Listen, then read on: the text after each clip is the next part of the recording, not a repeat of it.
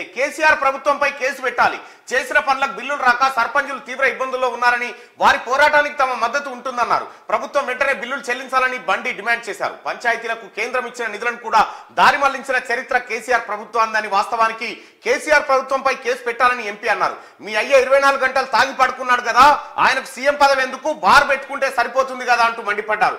మాట్లాడితే ముస్లింల గురించి మాట్లాడుతున్నావు కదా, హిందూ ధర్మం అంటే నీ గిట్టదు కదా, మసీదు పెట్టుకో అంటూ వ్యాఖ్యానించారు. కారు సర్వీసింగ్ కు పోయిందట, తాగి కారు నడిపే మీ అయ్య లాంటి వాళ్ళ వల్లే కారు షెడ్డుకు పోయిందని బండి సెటైర్ వేశారు. రిపేర్ కూడా పనికి రాకుండా పోయిందని, పాత సామానోళ్ళు కూడా ఆ డొక్కు కారును కొనే పరిస్థితి లేదని చురకలు అంటించారంటూ ఒక వార్తను చూస్తా ఉన్నాం. ఇక్కడ కేసీఆర్కి సంబంధించినటువంటి ఒక ఆసక్తికరమైనటువంటి ఫోటో వచ్చింది. మరి ఆ ఫోటో ఎటు పోయిందో చూడాలి.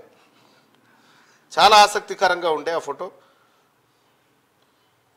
ఈయన కేసీఆర్ గారు మంచం మీదనే ఉండి ఏదో దర్గాకు చాదర్ పంపించిండు. సో మంచం మీదనే ఉండి దర్గాకు చాదర్ పంపించిన అయోధ్య పూలదండ పంపించలేకపోయినావా అని సెటైర్లు వేస్తా ఉన్నారు జనం. సో అదట్లా ఉంటే ఇక చంద్రబాబుకు సుప్రీంలో భారీ ఊరట.